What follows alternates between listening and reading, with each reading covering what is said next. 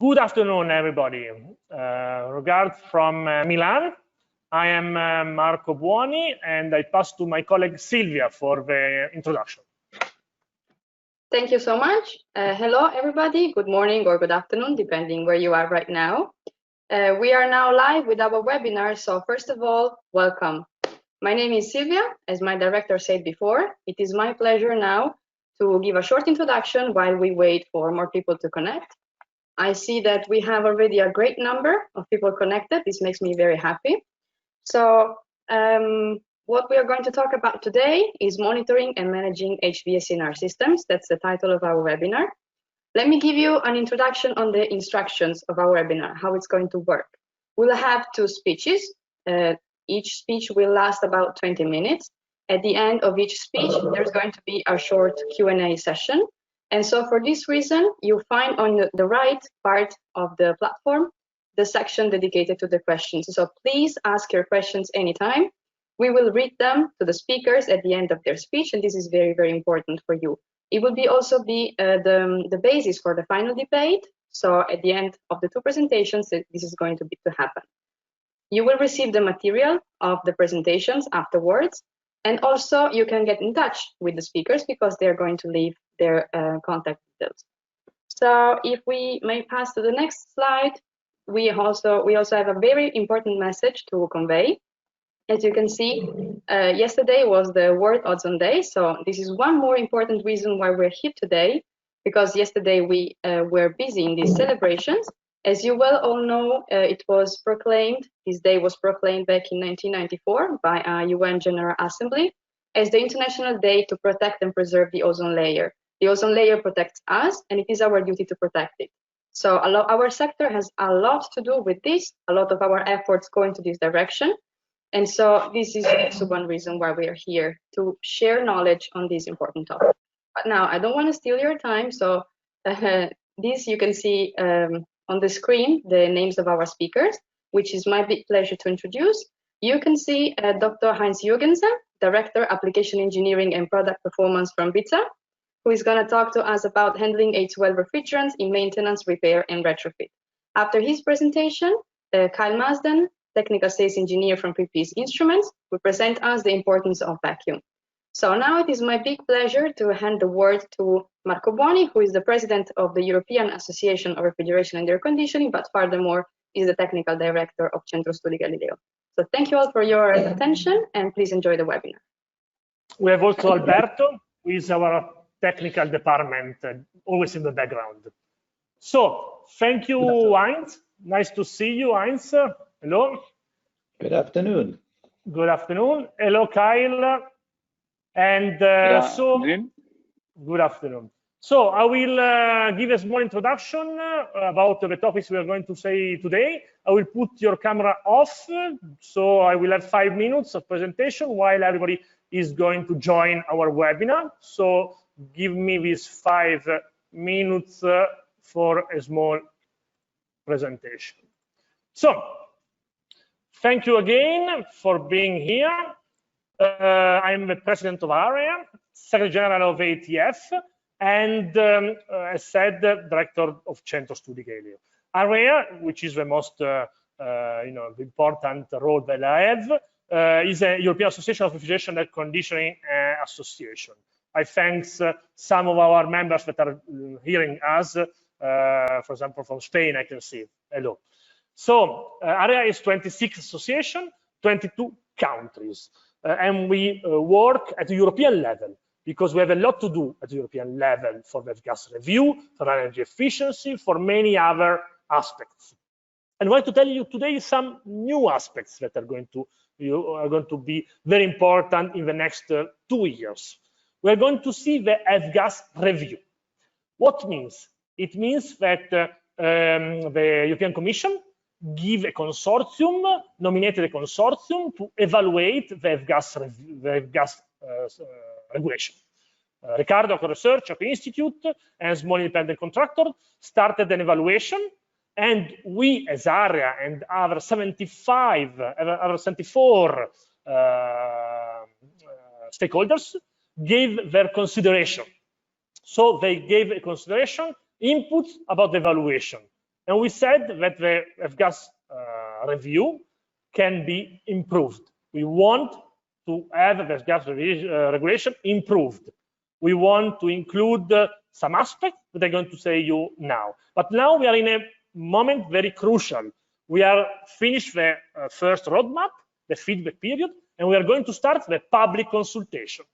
Up to the end of this year will be a public consultation with the European Commission to check what we want for the new F-gas regulation. We want, of course, alignment with the Montreal Protocol, with legal amendments. We want some reduction in sectors non-covered. We want implementation and enforcement issues like illegal trade to be fight, training with alternatives. But the area, we did a survey among our 26 members from 22 countries, and we want some precise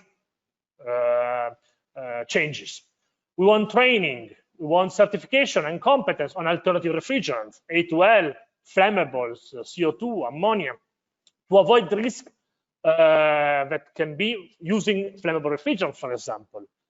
We want mandatory training, mandatory certification, training as it is now for F-gas to leave it as books, experience, but of course training in classroom, which is the most important part, because we are going to talk about practical training. We want practical training because the issue is practical safety, practical service, using the right tools, using the right recovery machine, vacuum charge, leak detector, etc. We have issues for the Brexit, mutual recognition of certificates. We want harmonization among our member states. The duration of the certification will be similar in all member states. For example, in France, and I think also in Germany, is for the life your certification. Maybe we think that should have maybe a certain amount of duration, maybe 10 years, and after that, we have so many technological changes. Maybe we need to be updated. We need to update on new refrigerants, new CO2, compressors, or whatever. Okay, implementation, illegal trade, fight illegal trade. We think now it's 25% of the refrigerants coming from illegal sources, from Russia, Turkey, from China, in containers. So we should fight illegal refrigerants. And we should include alternative refrigerants, we said already. And we should enlarge the scope to include them. The phase down also is important. We think the phase down can be even improved. We should look to the lifetime of the systems. We should look to the energy efficiency of the system, not just the GWP, but also the TIWI. We think that also the sea sector should be, the ship sector should be included, because there is a lot of emission from the sea, not only from the stationary system, but also from the sea. We have already automotive. Why don't include also ship, where we have so many R22 systems still in ships? I know it's not easy, but we want to do it. We talked about this in our European conference last year in June, and we're going to talk again in June 2021, the 10th or 11th, with the European Commission, with the companies that we have now, Bitzer and Fieldpiece, and we are going to talk with 300 experts from all the major associations, United Nations, European Commission, IIR, etc., etc.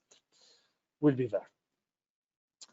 Also, we do training. Centro Studi Galileo do training everywhere in the world, over 140 countries covered, and of course, Italy, where I call you from, I speak to you from. We training in Argentina, Armenia, etc. But also suggest you real alternatives. Real alternatives is a project which is very interesting about alternative refrigerant training free of charge. You can download the material and learn. And also we provide certification. At the end of the training for flammable refrigerant, we will have a certificate valid in 19 countries worldwide, and we are growing more and more. We have Mauritius interested in it. We have Maldives. We have Canada interested to it, US interested to join. Already are joining New Zealand, Turkey, and all Europe. All European countries are joining the alternative refrigerant training and certification. Also, we did a publication which was presented at the last Montreal conference, where we talk about alternative refrigerant and new technology. This was my brief presentation, introduction, to give you an idea of what we do and what is the machinery. We need more competence. And today we are going to give you some knowledge about best practices with alternative refrigerant, with plastic refrigerant, about doing the right vacuum, about doing the right procedures for you to do the best work you can. Of course, I thank my partners that in every webinar helps us to achieve these objectives, these aims. In a technical point of view, they always give the best knowledge possible, the best competence. They are experts from all the sectors, the RAC sector. So please get the most of it. So I now pass my word to Heinz. So I ask Heinz to turn on. So I should see Heinz in a second. Yes, I can see you, Heinz. Hello, Heinz, and I will share the screen with you. So you will see in a second. Share your screen mode. I think you can. Yes, we can see you perfectly in your presentation. Handling A2 refrigerants in maintenance, repair, retrofit. Thank you, Heinz, and we also see your laser. Okay, very good. And I hope you hear me also. Yes, I hear you very well. Thank you, Heinz. Very good. Yes, today I have brought with me a condensed presentation on handling A2L refrigerants in maintenance, repair, and retrofit. We have in our application engineering, where we support customers and also discussed about a lot of different refrigerants, very often been asked for support for the practical handling, and we have tried to put this together here. So background is these new refrigerants in safety class A2L. They are called mildly flammable, but they can ignite, they can burn, it can be dangerous, but they are fortunately not so easy to ignite. So what we have found is a very good report from AHRI, where they have done a source evaluation, ignition source evaluation. And they have run a lot of tests with different refrigerants, different air refrigerant mixtures, and different possible ignition sources, because the most important thing when you make a evaluation of the risk is you have to find out what can be considered ignition source that can give a flame or it cannot.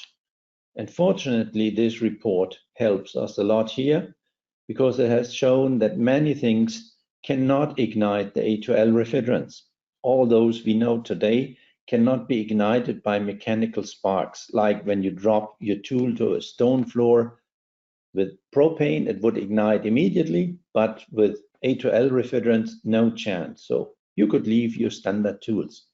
The same even when you have power tools. You drill your grinders, they make sparks in the motors. They can surely not ignite that these sparks are not strong enough. And even when you take a grinder and grind on a stone, which gives very hot and very strong sparks, cannot ignite. And most glowing surfaces and wires, glowing surfaces in total, we have not found any that can ignite these refrigerants. If you have a wire which is very freestanding, let's say more than 5 millimeters from any other areas, maybe. So the test equipment which is used to find the flammability is designed with a freestanding wire, and this can ignite, or with a very strong spark. But the wires you, for example, have in a toaster, which are close to a wall or things like that, they cannot. We have found that in a report which is freely available. And we have seen you have to take care about the flammability, but you have to know what is needed to ignite. And then we have taken our experts from application engineering who have field experience with many refrigerants and many systems, put them together and make a workshop on what are the handling steps in real practice which you have to think about. What could be special with a flammable refrigerant, apart from what you know as a skilled worker that is used to make repair and maintenance? Where do you have to have extra caution? And where do you need to have special tools? And we have put that together with some examples we selected. So and then one of the first questions always is, what special tools do you need? Do you need them always? And so on. And we have copied a list here from a refrigerant manufacturer, checked that and condensed that to the comparison, for example, a non-flammable refrigerant 404A and an A2L refrigerant. You can use your manometer manifold, the routine one you have. You also the charging hoses. As I said, the standard tools like the torque wrench, even if you drop it, is no risk, cannot ignite. You should also be able to use the brazing torch, but you have to know that the brazing torch will always be able to ignite the refrigerant, so you can only use it when there's no refrigerant in the air. So you have to be extra careful. Do never open the tube with the brazing torch. Always cut it with the tube cutter. Even if there's some oil inside which might have some refrigerant, don't open it with a brazing torch. The tube bending tools and so are all standard, but there was a small hint. Take with you a small extra fan, very small thing with a cable on. You place that in the entrance door to the room where you are working on the refrigerant, and it will blow in some fresh air. So if there is a small leak somewhere, it cannot collect on the floor. It is distributed and blown out. You can use your standard scales for putting in the refrigerant. You can use the standard vacuum pump, but we recommend that you have a long cable with a switch outside the room. So if you have to go out because of a higher concentration of flammable refrigerant, you can switch it out from the outside. You need to have with you a powder or CO2 extinguisher, which can extinguish flames if there are some. This is not always necessary with the non-flammable refrigerant if you're not doing work with an open flame, like soldering. But with the A2L refrigerant, you always have to have it with you. So it's the same extinguisher, but you always have to have it with you.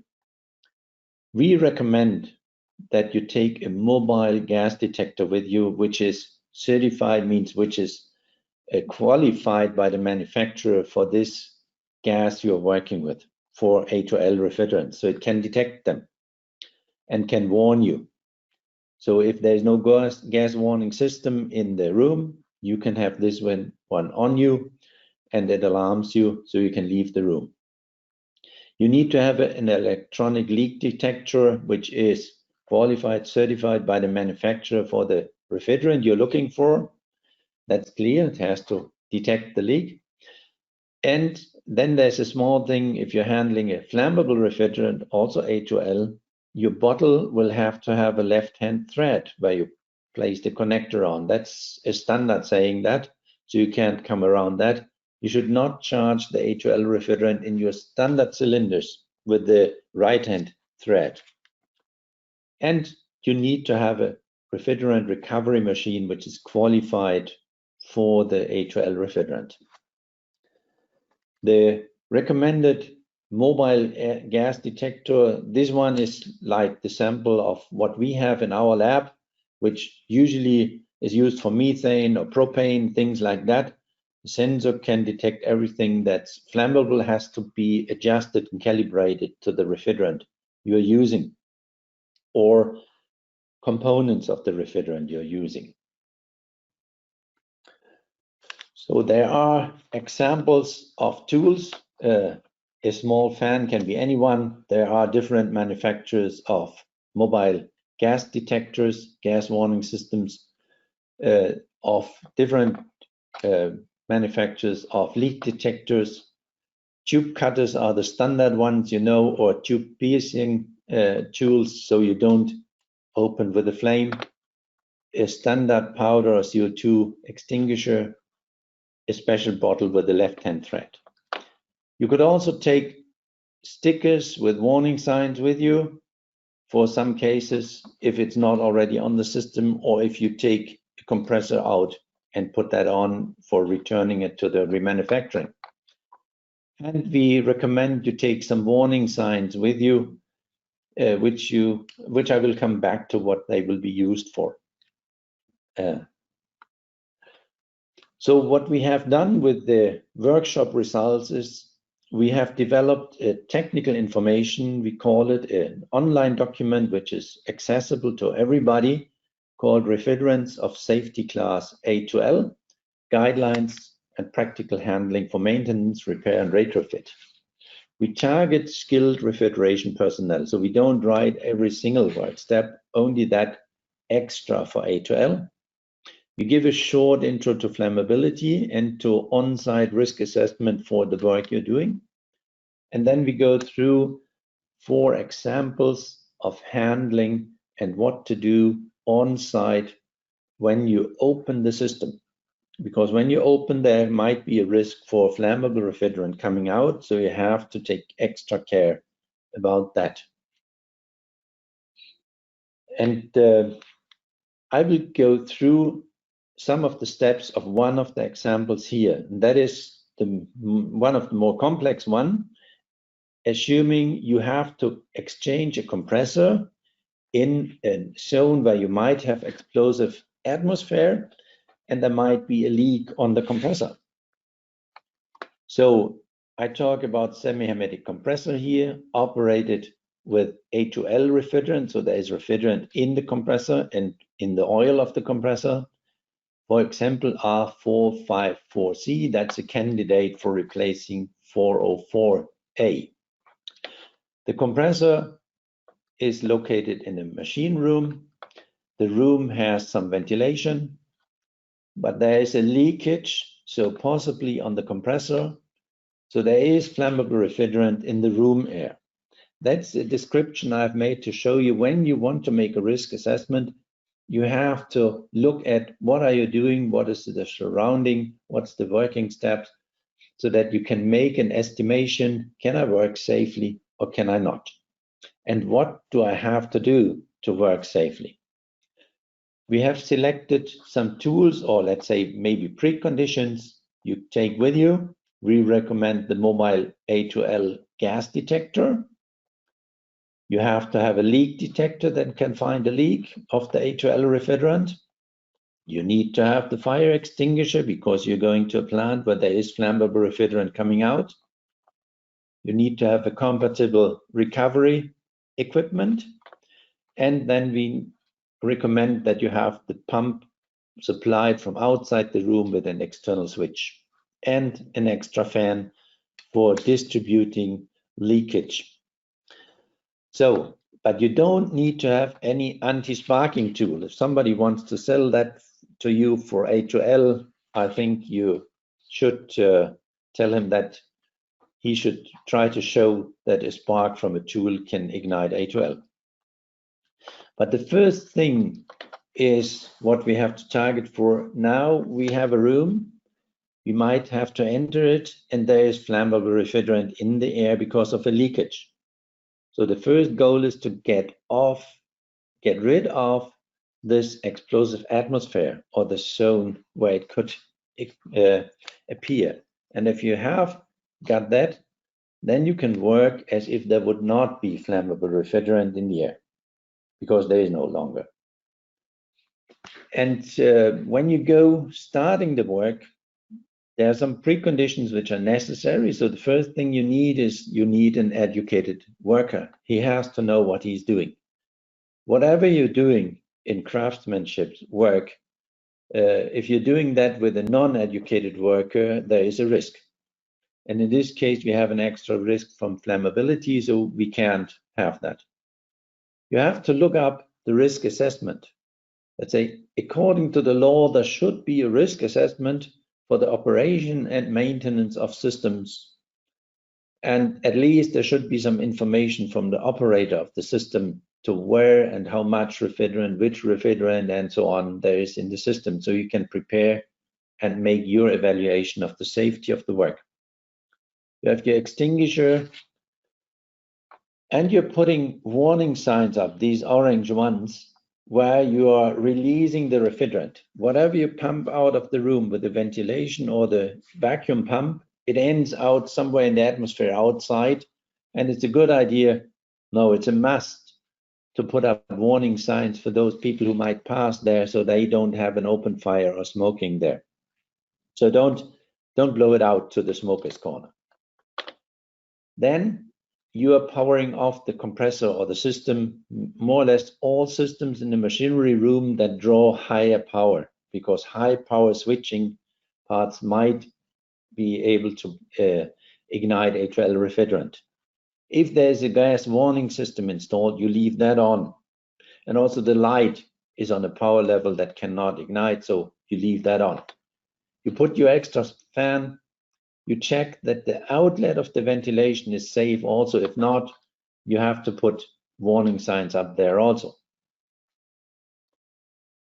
Then you go into the room with your gas detector and you check that regularly with this one to see whether it's flammable or not. If there's a machinery room detector system, you can also use that. First thing you do, you stop the leak. If the leak is on the compressor, you close the valves, the shut-off valves of the compressor. If the leak is another place, you shut off with the valves of this system part. And then the best you can do is you go out again and you wait until there is no explosive atmosphere left, because the ventilation has taken that out. And then you can work with no explosive zone there. If the leak was another place, you charge this part with nitrogen. Then you do the work to close the leak. That can be soldering or some other things. You evacuate that part of the system, so there's no air left in that part. And then you can open the valves and the refrigerant can flow in. It will not mix with air because you have evacuated that air out. And there's more steps there. And especially those steps where a risk could appear, we have put some small description. There are checklists for the 4 examples we have described. If you have a slightly different case, you can use these as guide and make your own checklist, what you have to do. And you will find a way how you can work safely with this. I think it is possible to work safely even in maintenance cases, which usually are considered the most risky part of the life of the system, where you have to handle on open systems the refrigerant which is flammable. We have published that in a guideline which is freely available, and we have taken a look on what are the most important tools and preconditions you need for that. And the most important are really the skilled and educated worker, the good engineering practice working, and a proper information about what are the real risks, not only those you think or feel, but those knowing what are the real risks, so you can evaluate the risk of your working tasks. And then for sure, there are local regulations and standards about handling flammable stuff, might be or maybe for this situation where you are in, there might be some restrictions and you should know those. And then there are very few tools you need to have special for A2L refrigerant only. So, and I would very much like to get feedback on your work with A2L refrigerant, and especially on working with our guideline on that. And with that, I thank you very much for your attention and for your patience for listening to me on this topic. And here's my email address also you can use to send some questions to me. Thank you, Heinz. I think it was perfect. You gave a very good overview of A2L, which are mildly flammable refrigerants, but they are still flammable. So it's very important what you said and the procedure that you're suggesting. We have 70 persons connected, so welcome everybody. Thank you, Silvia, for reading the questions, please. Sure. So let me start with this one because it is very comprehensive and I think it's going to be useful for a lot of our users. So it has two multiple questions inside. Firstly, it asks what distance should we plug a vacuum pump when using A2Ls? And then it asks how long should be the cable supply? My recommendation was just to have it outside the room so that from outside where you blow in fresh air with your extra fan, there should be no explosive atmosphere. If you're opening up the system, then it's typically a few meters to outside the room. That should be enough. Basically, that is also an extra caution because the plug should normally not be able to ignite that up to a kilowatt or something of power. There will be a new standard and there will be new parts in the EN 378 describing from what power is on it can ignite, but I didn't go into the details here. I would say if it's just outside the room, if you have a normal 5 meters cable or something like that, that should be very well fitting. Okay, and about the vacuum pump? The vacuum pump, I'm not so skilled in that. If the producer says that it can be done with A2L refrigerant, usually the pump itself cannot ignite it. But normally when you have an alarm, you leave the room and then it's nice to have the switch outside so you can switch it off from there. Even if the pump itself should not be the risk, but if you have it running, it's nicer to have the outside switch, but it's more a recommendation. It's not an absolute must. Okay, so may I go with the second question? It is from Peter or Peter, depends. It is about the fan. So he asks, normally manufacturers do not suggest an extra fan for A2Ls. They suggest it only for hydrocarbons. Is it correct? And would it be costly? So that is this extra fan I recommend here is just something you have in your van when you're going to the site to repair. It's just a standard simple fan which blows some fresh air in. There's no extra specification. When you are talking about the room ventilation where you have machinery which has flammable refrigerant, in that case there is special demands on the fan because I think this one has to be X-proof in that case. But the fan you're having with you to blow in a little fresh air is just a small standard one which has no extra specification. Okay. I think we are perfectly on time, so wait a second. I guess there is another question. Yeah, there is one more question which seems very interesting because the others we would like to keep for the debate since they are more broad. But let me read this last one from Max, and then since we're perfectly on time, I would give the word maybe to the second speaker, if everybody agrees. The question reads, are A2L recovery compressors and vacuum pumps also suitable for use with A3 refrigerants like butane or propane? Yeah, I would differ that. It's much easier to make one suitable for A2L than for A3. So an A3 pump, a pump that is suitable for propane will for sure also work with the other ones. But a vacuum pump that is, let's say, released for A1 and A2L, I would not say that it's automatically for A3. I think there might be a difference. So that is a matter of the manufacturer of the pump to tell you. Yes. Okay, thank you for your clarification. Thank you for listening and the questions. Okay, there is just a comment from Alessandra. For A2L, you could use also mechanical connection without using brazing or flame, also mechanical connection. Thank you, Alessandra. Okay, so let's go to Kyle. I ask Kyle to come. Let's see if we see Kyle. So Kyle, I think your webcam is going to be on. Try one more time.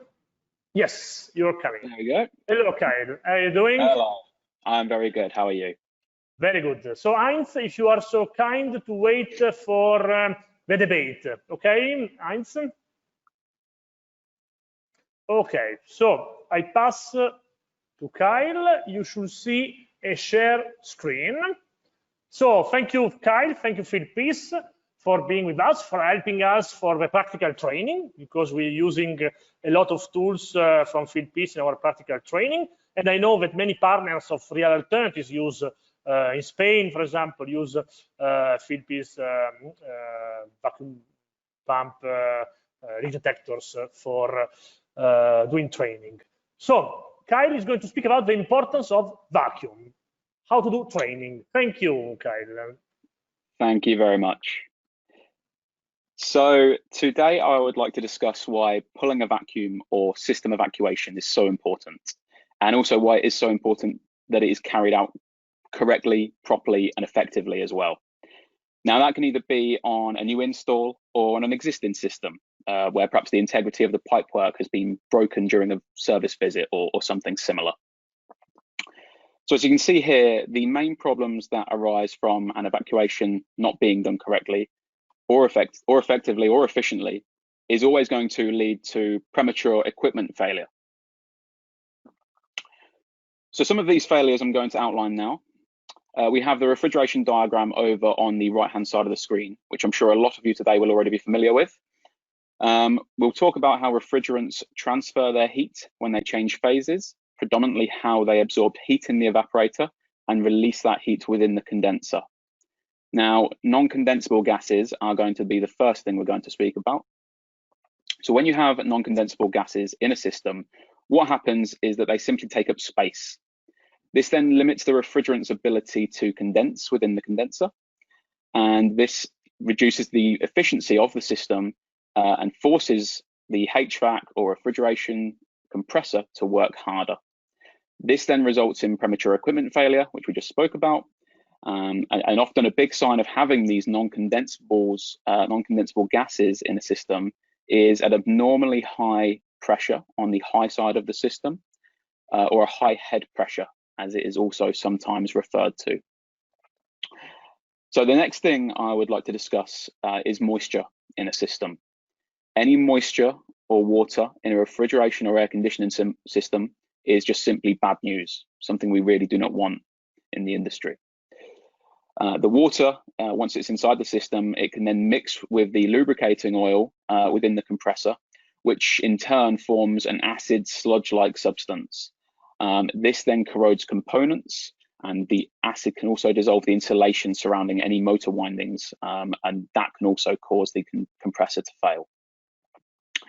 Since the compressor is one of the most expensive parts in a air conditioning or refrigeration system, we really want to avoid changing this component and prolonging its lifespan as best as we possibly can. It's very important to not get that moisture. Not only does moisture in the system cause all of those issues, but it can also lead to other issues as well, such as freezing at control components, such as an expansion device or capillary tubing, and in turn, this can then lead to a blockage that must be then cleared before the system can run properly and efficiently. And I'm sure a number of people listening today will have probably had to have dealt with this issue on more than one occasion. So how do we avoid everything that we've just spoken about? How do we ensure that these non-condensable gases and the moisture are out of the system? The simple answer is to use good competent practices and effective evacuation methods, which we'll just go through now. So in regards to competent practices, here's some advice when assembling any field connections and making repairs that involve the pipework on the system. So firstly, to make sure that the fittings and refrigeration circuit components are clean and free of debris. To clean the tubing before cutting or brazing any of the pipework. to also ensure that you keep any open pipework covered. This just helps prevent any rainwater or condensation from entering the system and causing further issues down the line. To replace any filters and dryers as needed on the system, a good practice here is to replace the filter dryer anytime the system has been broken into to carry out any repairs. And then finally, it's to purge with nitrogen before and after assembling any tubing. And the ultimate goal of following these procedures and practices is just to keep the system as clean, sealed, and as dry as possible prior to us using any tooling to help us achieve this. So talking of tooling, the most practical method of removing air and any other non-condensable gas from a system, from a refrigeration system or air conditioning system, is by using a vacuum pump. Now, additionally, when used correctly, a vacuum pump can also remove any moisture that may be present in the system too. So when using a vacuum pump, there are some general guidelines to note alongside the competent practices that we mentioned a moment ago. And these are, I've mentioned them here, and they are, we need to make sure that we choose short, dedicated, large diameter vacuum hoses where possible. We need to use a suitable manifold and vacuum measuring device, and we'll get more onto measuring devices in a moment. We need to use clean oil for our pump, so we need to test it routinely. We need to achieve a vacuum target level or a target vacuum level, and we also need to isolate and test after this to make sure that there are no leaks or moisture still in the system. And then lastly, we just need to not take shortcuts in this procedure. Taking shortcuts here could leave us with an inefficient unit or premature system failure. So I said we'd touch on some measuring devices for measuring vacuum. But before we get more into the tooling used for measuring, I just want to explain what vacuum measurements we are looking for in relation to the air conditioning and refrigeration industry. So when referring to vacuum, we are dealing with a very low pressure and very small changes in this pressure. So therefore, we need to use a very small unit of measurement to be as accurate as possible. Now, on a traditional analog manifold gauge, these are often calibrated in 3 units of measurement: PSI, bar, and inches of mercury. However, all 3 of these measurements are deemed as a very coarse scale of measuring, and so as such is not generally used to measure vacuum. A more effective range for the measurement of vacuums is millimeters of mercury absolute. Now, this range covers the same range as the previous 3 units of measurement. However, it is a much finer scale, and so the 29.9 inches of mercury, which are commonly seen on those traditional analog manifold gauges, all of a sudden becomes 760 millimeters of mercury absolute. That's 760 millimeters of mercury absolute. This range is more commonly referred to as the Torr scale, and gauges are available here to measure pressures close to absolute, which is typically 0 to 20 and 0 to 40 Torr. Microns is also typically used, and this allows us to have an even finer scale, with 1 Torr equating to 1,000 microns. This then allows us to have a clearer view of these very low pressures, as you can see here on the diagram on the right, with 856 microns being displayed. So we've already touched on some of these, but I'd just like to mention the equipment that was commonly used to measure vacuum. First, and perhaps the most common of all, is the analog manifold gauge. However, these devices just are simply not suitable due to the accuracy that they provide in vacuum. And whilst a lot of the industry has invested in better measuring solutions that we'll come on to in a moment, it's definitely a slow transition, and one that hopefully educational videos, flyers, and webinars such as today can assist in facilitating that change over to these, better suited equivalents. Next up, we have the standalone Torr gauge or micron gauge. This type of gauge is generally acceptable for ensuring a sufficient vacuum has been achieved and is also widely available too. Now, these are typically available in either analog or digital, and whilst digital does have the advantage of being able to show a much more accurate value, it's down to personal preference as to which the engineer is to choose, either analog or digital. And then lastly, we have the digital manifold gauge. Now, the introduction of digital manifold gauges, specifically those with a dedicated vacuum sensor, has allowed the engineer to have an all-in-one device that can read both positive and negative pressure in high accuracy. So it's these last two devices, the standalone Tor gauge and the digital manifold with the built-in vacuum gauge, that should be being used to obtain these measurements on a system. So we've spoken about why and when it is important to achieve a good vacuum. We've spoken about good competent practices, as well as the measurements of vacuum and the equipment we should be using to measure it. Now I'd just like to touch on a couple of the common evacuation methods that we should be using out in the field. And that firstly is the deep vacuum method. And then secondly, we have the triple evacuation method. Now, I'm sure a lot of you out there listening today will be familiar with both of these methods, or hopefully at least one of them, but we'll go over them very briefly regardless.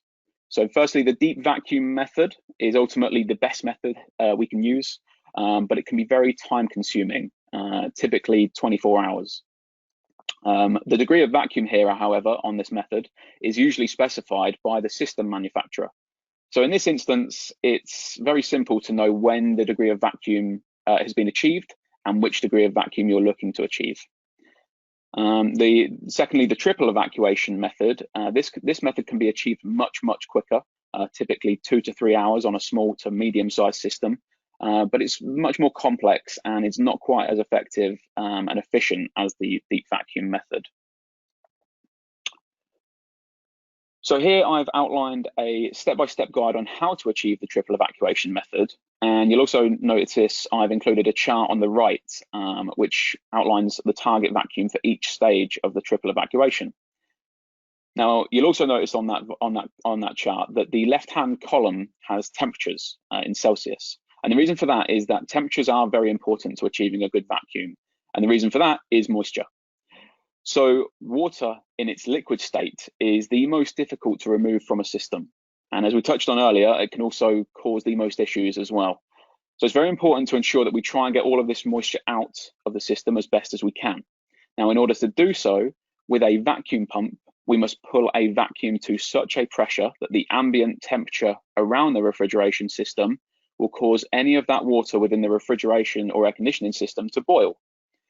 The water vapor that is then produced within the system can then easily be drawn out by the vacuum pump, where it will be captured by the oil or dispersed into the atmosphere. So you can see there that on that chart, the colder the mean plant temperature is, the lower we have to get those pressures to ensure that any moisture in the system is boiling off into a vapor, so that the vacuum can draw that out and efficiently remove them. So taking all of what we've just spoken about, I'd just like to speak about some practical considerations that are just good general guidelines when evacuating and dehydrating any refrigeration or air conditioning system. And that firstly is to use a good quality 2-stage gas ballast vacuum pump. Now, for those unaware what any of that means or alludes to, please allow me to explain. So in regards to the 2-stage explanation, to put it simply, this 2-stage vacuum pump, having a 2-stage motor, allows the vacuum pump to pull down into a deeper vacuum. It uses the first stage to pull the vacuum and then the second stage to clean the system. This then results in a higher performance in getting down to those very low pressures. And then the inclusion of a gas ballast is also important. The inclusion of this helps us prolong the lifespan of our oil within the vacuum pump. And how it does this is when you engage the gas ballast valve, when you initially turn on the machine, this will allow any of the harsher atmospheric non-condensable gases or any moisture that may be within the system to be vented out without being absorbed into the oil. So ultimately, using this gas ballast valve, you won't be able to perform a deep vacuum. However, it's very worth using at the very beginning of the system evacuation, and then should be shut off after a few minutes at the most on a medium-sized system. And essentially, this valve is perfect for when an engineer has been working on a system and at some point has had at some point has had the system open to any atmospheric conditions, such as changing a compressor or other part on the system.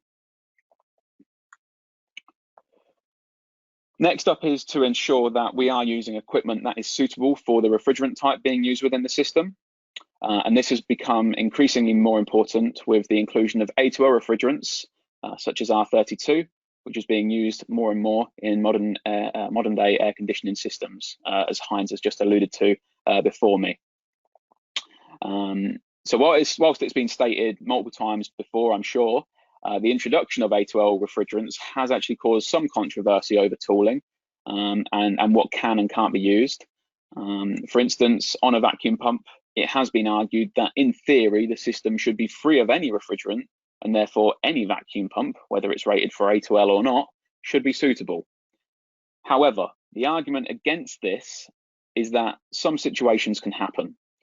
We have to be prepared for an eventuality where refrigerant has become trapped in a system, be it by a closed valve or a blockage in the system, and this then can be suddenly freed, suddenly become freed with the introduction of negative pressure.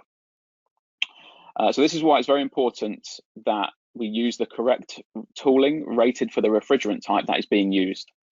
As you can see here at Fieldpiece, we have some of our tooling that is all A2L approved. And for those that are not aware, even after Heinz's speech a moment ago, A2L refrigerants are mildly flammable. And so that is what we're talking about when we are talking and discussing about these ratings, to ensure that there are no obvious ignition points within the equipment. So next on the list is to ensure that we use a suitable vacuum pump chosen and rated in relation to the system size. So with this in mind, it's worth noting that whilst there are hundreds of different vacuum pumps out there, it'll be down to the engineer themselves to ensure that the pump that they're using matches the system capacity. And as a rough guide here, to estimate the CFM value, which stands for cubic feet per minute, we need to take the tonnage of the system that we're going to work on and take the square root of that number. This will then give us an approximate value of the CFM you will require for the vacuum pump. Typically, this value is around 4 to 5 CFM for domestic and light commercial systems, and about 6 to 8 CFM for larger commercial or industrial installations. As you can see here at Fieldpiece, we offer both the 8 and the 5 CFM vacuum pump, with the 5 CFM model being dual voltage, both 110 volts and 230 volts, which allows the end user, the engineer, to have the flexibility to work on sites where it is prohibited to use 230 volts, such as building sites or the marine/sea industry. Now, next up is arguably one of the most important factors to achieving a good vacuum, and that is to ensure that the oil within the pump is changed regularly. Now, the task of changing oil within a vacuum pump is often a convoluted and tricky one, which is why the majority of people I've spoken to within the industry, they often own up and admit to either not changing the vacuum pump oil frequently enough, or in some cases, even admitting to never changing their vacuum pump oil at all in the whole lifespan of them owning that pump. Now, why it's so important to frequently change the oil is because of the functions that the oil serves within the vacuum pump. Not only does it help lubricate the internals of the machine, ensuring that the motor doesn't burn out or cease prematurely, it actually assists in cleaning out any of the contaminants from the system that you're pulling a vacuum on. And it does this by trapping them inside the oil. So once that oil has become saturated with too much of these contaminants, which is mainly moisture, then the vacuum pump will struggle to reach the performance levels it's stated to. And that's simply because it just cannot absorb any more of those contaminants. A way we at Fieldpiece have tackled this issue is to invent the Run Quick oil change system. Now, some of you may be familiar with this system already, but for those who aren't, I'll outline some of the benefits here. So you've got the large oil reservoir that acts as your sight glass, and that is even visible in the dark conditions, thanks to the ultra bright blue LED that sits behind the reservoir.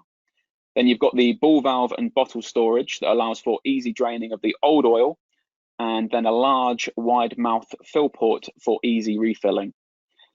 An oil change on the Fieldpiece vacuum pump takes around 20 to 30 seconds, and can also even be done with the machine running and pulling a vacuum with no vacuum loss. All of those features there combined make it the easiest vacuum pump oil change on the market to make the job for the engineer quicker, faster, and better. So the next couple of practical considerations we'll speak about in tandem, as they go together quite nicely. And those are to ensure that you use a large diameter short connecting line, and to ensure that you're pulling a vacuum from both the high side and the low side of the system. So another very important stage of achieving a good vacuum level is to ensure that the hoses being used are of short length, large diameter, and good quality. The main point here is the diameter. That's what's most important. The larger the diameter of the hose, the more efficient the vacuum can perform. Typically, the 3/8 hoses are what are used in the air conditioning and refrigeration industry when pulling a vacuum, and having 2 of these on either side of the system, both high and low, is more than adequate for achieving efficient vacuum levels. However, in addition to this, manufacturers have now started to see an improvement on results in increasing this hose diameter even further to 1/2-inch hoses. And the evidence supports that these diameter hoses will become more increasingly popular in the coming years. So you can see that the Fieldpiece vacuum pump comes equipped with 1 1/4-inch port, 2 3/8-inch ports, and 1 1/2-inch port. It is highly recommended to use the 3/8 or the 1/2-inch port, and to only use the 1/4-inch port for taking vacuum measurements only. I've seen multiple instances throughout the years of people trying to achieve a good vacuum whilst only using the 1/4-inch port. And whilst in theory, the vacuum pump will achieve the same ultimate vacuum level using that diameter hose, it's just going to take an extraordinary amount more time, a lot longer than if you were to use a 3/8 or a 1/2-inch hose. So if you think about it like this, you could have the best vacuum cleaner money can buy at home, with the highest and most efficient motor, but on the end of that vacuum cleaner that you've got at home, you have a connection the size of a drinking straw. All of that extra power and all of that extra efficiency on the motor is just going to be non-existent because you're trying to force it through such a small diameter opening. And finally, it is to use an accurate measuring device. So like I mentioned earlier, standalone Torr gauges or micron gauges and the digital manifold gauge with integrated vacuum what are highly recommended when it comes to measuring these very small values in vacuum. Here at Fieldpiece, we offer both of these products. We offer both the SM380 or SM480 wireless manifold with the integrated vacuum sensor. The SM480 model here, including the 3/8 vacuum port on the manifold itself, and this allows us to use those large diameter hoses, such as the 3/8 hose or the 1/2-inch hose. And then we also offer the SVG3 digital vacuum gauge with the same high resolution vacuum sensor. Both of these products have a final resolution of 1 micron of mercury for ensuring that the end user can see exactly what is happening in the system under these very low vacuum pressure, very low pressure vacuum conditions. So that's it for today's presentation. Thank you very much for listening. I'll just leave you with my contact details on the screen here if anybody has any questions or queries that they'd like to follow up on after today's presentation. Thank you very much. Thank you very much, Kyle. Thank you so much. You gave a very good instruction how to do the best practice. Is also what we do at our training. So thank you for that. And we use your product because, of course, we want to do good training like you explained today. So, Silvia, have you got some questions for Kyle? Yeah, I've got a few. So I would like to start with this one from Jose. He's asking if we can use a common vacuum pump in a system with HC, so I think hydrocarbons, refrigerants. It's very similar to how I said with the A2L side of things. In theory, people would argue that the system should be evacuated, and so there should be no refrigerant left in the system. But like I say, we have to be aware of situations that can happen and instances where if there's any blockages or any valves that may become suddenly freed under the vacuum conditions, we have to be prepared. So I would advise against using a vacuum pump on a A3 on a system that contains A3 refrigerant, unless it's stated that it's rated for that. Okay, thank you for the clarification. I would go with the next question from Rolf. How can we understand that we need to change the oil from the vacuum pump? Good question.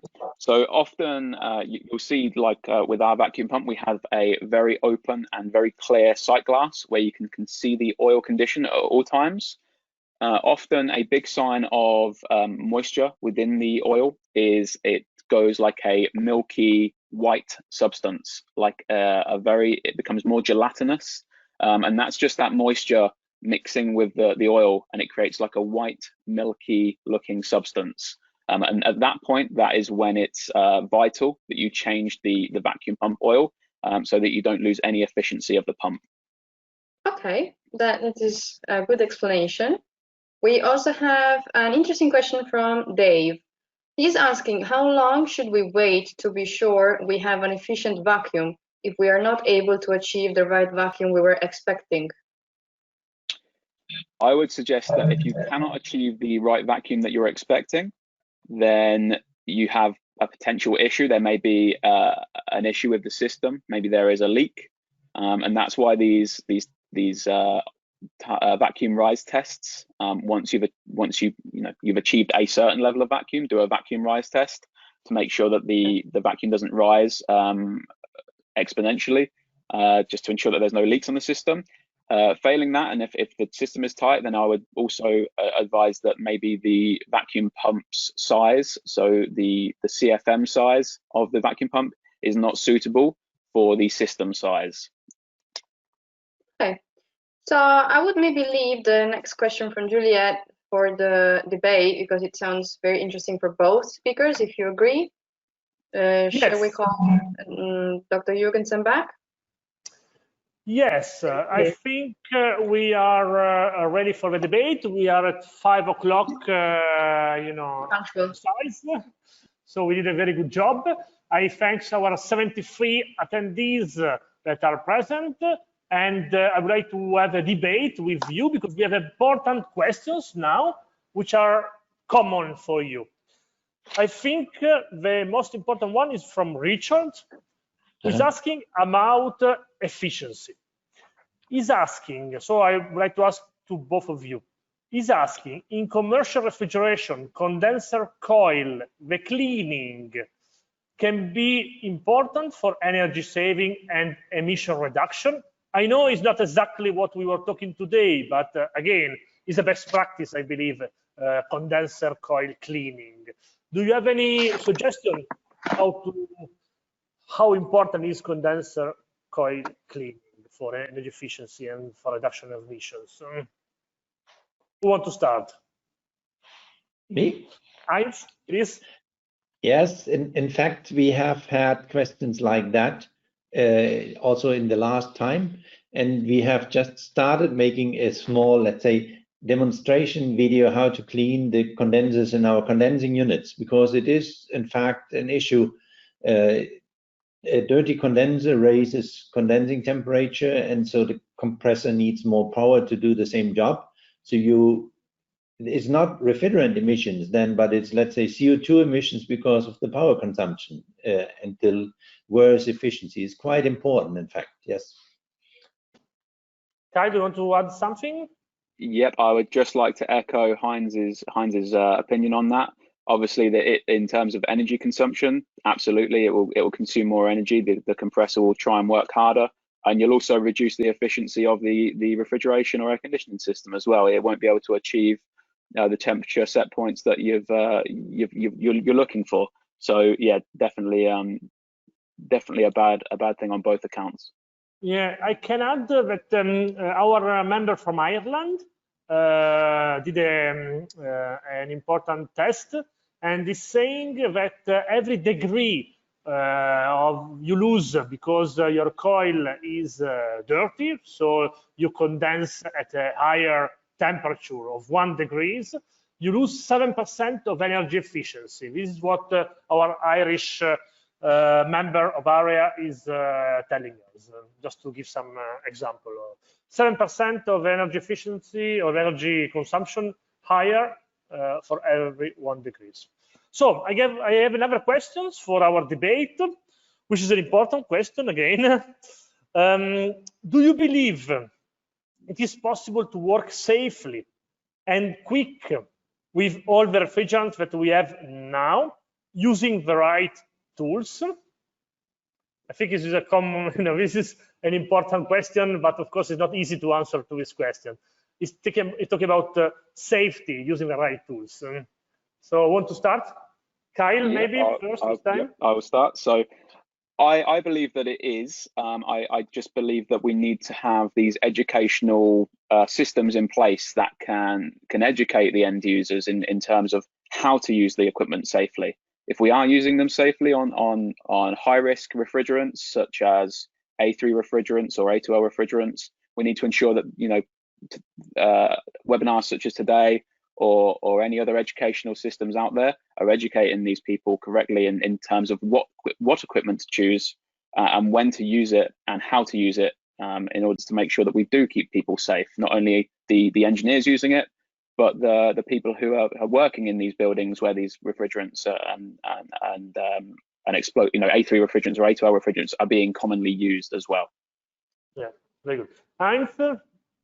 Yes, I believe we can work safely with these refrigerants, but it is a matter of, as Kyle said, it's a matter of training and getting used to it, some experience, because there are some small extras in the procedure.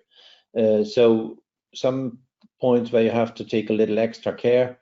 So the most important tool is your awareness, in fact, yes, and your training. And I believe we should be pay a lot of attention, because we have so many different refrigerants now, and you can distract by not looking properly in the label, don't look it properly that this is a flammable refrigerant, maybe feeling safe in what you were doing till last year. So maybe it's not just only competence, it's only not doing as business as usual. Don't do business as usual. Always be aware that you can be different, because people just smoke. Maybe they go to the system, they don't think about it.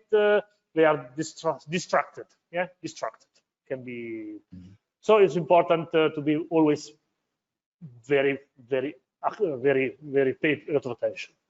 So our questions for the debate, I think, are finished.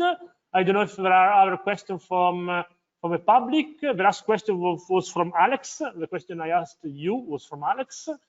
If there are no more questions, we finish at 5:08, which is not bad. So I thank all the 70 persons that are attendees that are looking to the webinar today. I thanks, of course, Heinz, Bitzer. I thanks Kyle, Fieldpiece. I thanks all my sponsor. I put 1 second my slide back so I can see my slide back in the system, in the screen. I thanks, of course, Silvia for her job, and Alberto, who was in the background all the time. And I wait you for the next webinar, of course. Yeah, Fieldpiece, Bitzer, I wait you for the next webinar. So, do you want to say something, Heinz, before we close? Thank you very much for the chance to be here and to be part of this team. Thank you, Heinz. So, Kyle, do you want to say something? Thank you, everyone, for listening to me today, and thank you very much to yourselves for inviting me to the webinar. Silvia? I want also to thank everybody for the attention and the great interaction. It is always a pleasure to have these webinars. Very good. So take care, stay safe, which is important nowadays, and see you next time. Take care. Bye-bye. Bye-bye. Thank you. See you next time. Bye-bye. Thank you. Bye-bye.